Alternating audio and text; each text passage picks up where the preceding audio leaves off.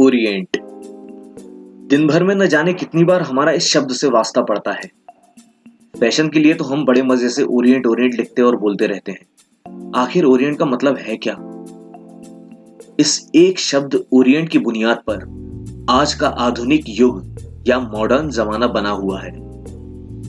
इस वीडियो में हमारा ओरिएंट शब्द से बार बार पाला पड़ेगा, तो ओरिएंट को पहले समझ ही लेते हैं। वैसे तो यूरोप के अलग अलग देशों ने ओरिएंट की अलग अलग व्याख्या की है और अलग अलग मतलब भी निकाले हैं, लेकिन कुल मिलाकर ओरिएंट का जो अर्थ निकल कर आता है वो है पूरब के देश और उससे संबंधित चीजें। मोटे तौर पर चीन और चीन के पड़ोसी और इंडीज, ये सब कहलाता था ओरिएंट। अब इंडीज का मतलब भी समझ लीजिए। इंडीज का मतलब है ये सारा का सारा इलाका। अभी 2016 साल खत्म होने को है, लेकिन ये सन 1400 ईस्वी की बात है। यह है पुरानी दुनिया, जिसे हम ज्ञात जगत कहते हैं, नोन वर्ल्ड। बाकी जगहों पर जहां पर अंधेरा है वहां भी लोग रहते तो थे, पर जिसे हम आज सुसंस्कृत या सिविलाइज्ड कहते हैं, यहीं के लोगों ने बची हुई दुनिया जो यहां अंधेरे में दिख रही है उस पर कब्जा किया। यह है सन 1400 का ईसाई जगत और यह है तब का मुस्लिम जगत। उस जमाने के मुस्लिम जगत और ईसाई जगत के बीच मजहब के नाम पर रंजिश चल रही थी और पिछले लगभग 800 साल से रस्साकशी चल रही थी। एक तरफ स्पेन और पुर्तगाल, यहां तब से लगभग 700 साल पहले अरब कब्जा करने आए थे और एक लंबे समय तक यहां काबिज भी रहे। तो लगभग 7 शताब्दियों की खींचतान झूमा झटकी के बाद अरबों और मुसलमान सत्ताधारियों को स्पेन और पुर्तगाल से बाहर खदेड़ दिया गया। अब उनकी आखिरी मूर सल्तनत ग्रेनेडा अपनी अंतिम सांसें ले रही थी। इस 800 साल के संघर्ष को स्पेन और पुर्तगाल के इतिहास में रीकॉन्क्विस्टा कहते हैं, जिसके बारे में हम फिर किसी शनिवार को बात करेंगे। दूसरी तरफ इसी सिलसिले में ईसाइयों की पवित्र भूमि फिलिस्तीन और उसकी पारंपरिक राजधानी जेरूसलेम के लिए क्रूसेड्स हुए और ईसाइयों का उस जमाने का पारंपरिक गढ़ कॉन्स्टेंटिनोपल, जिसे मुसलमान कुस्तुनतुनिया कहते थे, वो तुर्कों के हाथ में चला गया और इस्तांबुल कहलाने लगा। इस पर जब हम क्रूसेड्स के बारे में बात करेंगे तब देखेंगे। इस इस्तांबुल पर कब्जे से तुर्कों के लिए यूरोप का रास्ता बिल्कुल साफ हो गया। तो अब तुर्क हमलावर यूरोप के लिए, यूरोप के ईसाई देशों के लिए सबसे बड़ा खतरा बन गए थे। उस जमाने में ओरिएंट या पूरब के देश बहुत अमीर हुआ करते थे, धन संपन्नता के मामले में बेहद मालदार थे। आज जैसे किसी देश को जल्दी से अमीर बनना हो तो शॉर्टकट के तौर पर अमेरिका यूरोप से व्यापार कर लेता है। अमीर देशों की सीढ़ियां चढ़कर गरीब देश भी अमीर बन जाते हैं। उसी तरह ओरिएंट से व्यापार एक आर्थिक जरूरत थी, एक हकीकत थी। दूसरी बात, ओरिएंट की बनी हुई चीजों की तब की दुनिया और यूरोप के बाजारों में भारी मांग थी, भारी डिमांड थी। खास करके भारत और पूर्वी देशों के गरम मसाले। एक तरफ ओरिएंट में अरब और तुर्क व्यापारी और देश व्यापार कर कर के फल फूल रहे थे, दूसरी ओर यूरोप अपनी ही दुनिया में सिमटकर धीरे धीरे कंगाली और बदहाली में डूबने की स्थिति में पहुंचने वाला था। तो खुशहाली के लिए ओरिएंट यानी पूरब के देशों से व्यापार करना बहुत जरूरी था। लेकिन इन यूरोप के देशों को अगर ओरिएंट पहुंचना हो तो उनके रास्ते में आते थे मुस्लिम देश, जिनको वो अपना जानी दुश्मन समझते थे, जो उनके रास्ते में रोड़े अटकाते रहते थे, जिनको यूरोप के ईसाई राज्य जड़ से मिटा देना चाहते थे। तो अब ओरिएंट तक बिना मुस्लिम जगत को पार किए न सिर्फ पहुंचना ही था, बल्कि उनके समुद्री रास्तों पर कब्जा भी करना था और मुस्लिम देशों के व्यापार को मिटाकर उन्हें कंगाल भी करना था। ऐसा करना यूरोप के ईसाई देशों के लिए अब खुद के अस्तित्व का एक सबसे बड़ा सवाल बन चुका था। जैसा कि हम सभी जानते हैं, आवश्यकता ही आविष्कार की जननी है। रास्ते तो हमेशा खुले ही रहते हैं, लेकिन जब वाकई जरूरत होती है तब हमारी आंखें भी खुल जाती हैं और रास्ते भी दिखाई देने लगते हैं। जो खोजता है उसी के लिए वक्त रास्ता खोल भी देता है।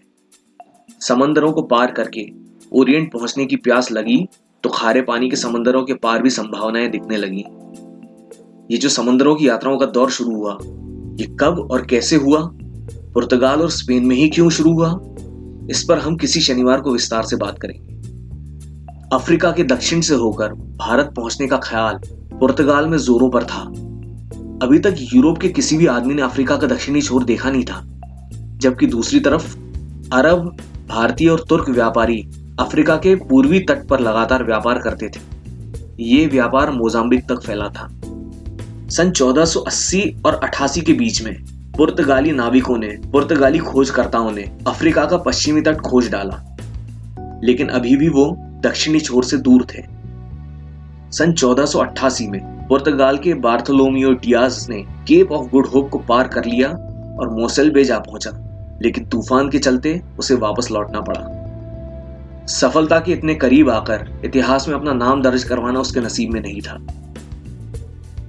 एक विचार यह भी था कि धरती तो गोल है, तो अगर यूरोप से पश्चिम की ओर निकल पड़ते हैं तो धरती के पूर्व में निकला जा सकता है। लेकिन पार करना था एक बिल्कुल अंधा समंदर, जिसके बारे में कुछ भी पता नहीं था। जिसके पार पूर्व है इसका अंदाजा तो था, लेकिन रास्ते में क्या क्या मिलेगा इसकी भनक तक नहीं थी। तो इस हिम्मती मिशन पर 1492 में कोलंबस ओरिएंट की ओर निकल पड़ा। वो भारत के लिए निकला तो था, पर वो भारत पहुंचा नहीं। पहुंच गया अमेरिका। वहां के टापुओं को ही इंडीज कहने लगा, वहां के लोगों को इंडियन कहने लगा।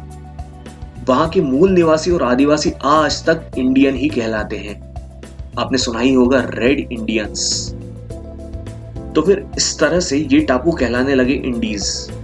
लेकिन असली इंडीज तो यहां है, उसे अब वो लोग क्या कहेंगे?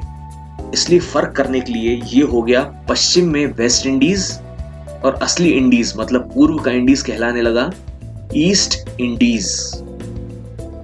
कोलंबस शायद समझ गया था कि उसने एक नई दुनिया खोज ली है और अब ओरिएंट पर समय और शक्ति नष्ट करना समझदारी नहीं है। ओरिएंट पहुंचने में कोलंबस तो सफल नहीं हो पाया, पर बार्थोलोमियो डियाज ने अफ्रीका का दक्षिणी छोर मोसेल बे तक ढूंढ लिया था। अब वास्को डी गामा के लिए दक्षिणी अफ्रीका के मोसेल बे से आगे केवल इतना ही रास्ता तय करना बाकी था, जो उसने किया भी। और इसी रास्ते वो सन 1498 में कालीकट, जो आजकल कोड़िकोड कहलाता है या कोझिकोड, वहां जा पहुंचा। आज तक पढ़ने और पढ़ाने वाले इस झूठ को फैलाने से बाज नहीं आते कि वास्को डी गामा ने भारत ढूंढा। जो भी हो, वास्को डी गामा के मार्फत पुर्तगालियों ने ओरिएंट तक का समुद्री रास्ता ढूंढ लिया और जल्द ही उस पर कब्जा भी कर लिया। आगे चलकर पुर्तगालियों को डच व्यापारियों ने खदेड़ बाहर किया और उसके बाद अंग्रेजों ने डच व्यापार के रास्ते को हथिया लिया। दूसरी ओर स्पेन ने अमेरिका पार करके आज के फिलीपींस पर अपना असर डालना शुरू कर दिया। इसे कहने लगे स्पेनिश ईस्ट इंडीज, जो आज का फिलीपींस है। अंग्रेजों ने ओरिएंट से व्यापार को सुव्यवस्थित ढंग से चलाना शुरू किया और सन 1600 में इंग्लिश ईस्ट इंडिया कंपनी बना ली, जो धीरे धीरे आने वाली सभी ईस्ट इंडिया कंपनियों को निगलती चली गई। आज भी जब हम ईस्ट इंडिया कंपनी की बात करते हैं तो अंग्रेज ही याद आते हैं। उसके 2 साल बाद सन 1602 में हॉलैंड ने डच ईस्ट इंडिया कंपनी बनाई। जहां डच लोगों ने कब्जा किया उसे डच ईस्ट इंडीज कहते थे, जो आजकल इंडोनेशिया कहलाता है। अपने व्यापार को व्यवस्थित करते हुए पुर्तगालियों ने भी अपनी ईस्ट इंडिया कंपनी बना ली 1628 में। इन तीनों के अलावा 1616 में डेनमार्क ने डेनिश ईस्ट इंडिया कंपनी बनाई, जिसके हाथ कभी भी कुछ खास नहीं लग पाया। फ्रांस ने भी सन 1664 में फ्रेंच ईस्ट इंडिया कंपनी बना ली। ये कंपनी काफी लंबे समय तक सक्रिय रही और कुछ समय के लिए भारत की राजनीति में घुसपैठ करने में कामयाब भी हो गई थी। फ्रांस ने इस इलाके पर कब्जा किया, जिसे फ्रेंच इंडो चाइना कहते थे, जो आजकल लाओस, वियतनाम और कंबोडिया है। स्वीडन की स्वीडिश ईस्ट इंडिया कंपनी, जो 1731 में बनी। जिस तरह ईस्ट इंडीज से व्यापार करने के लिए ईस्ट इंडिया कंपनी बनी, उसी तरह वेस्ट इंडीज की वस्तुओं का व्यापार करने के लिए वेस्ट इंडिया कंपनीज भी बनी। अब सवाल यह है कि इन कंपनियों ने कैसे अपना जाल फैलाया, क्या क्या बटोरा और ले गए, क्या खोया और क्या पाया। अगले शनिवार से इन सब ईस्ट इंडिया कंपनियों और वेस्ट इंडिया कंपनियों के बारे में हम एक एक करके बात करते चलेंगे। हर हफ्ते वीडियो देखने के लिए इस चैनल हिस्ट्री गुरु को सब्सक्राइब करें और किसी जानकारी के लिए ईमेल आईडी लिख लीजिए। फिर मिलेंगे। धन्यवाद।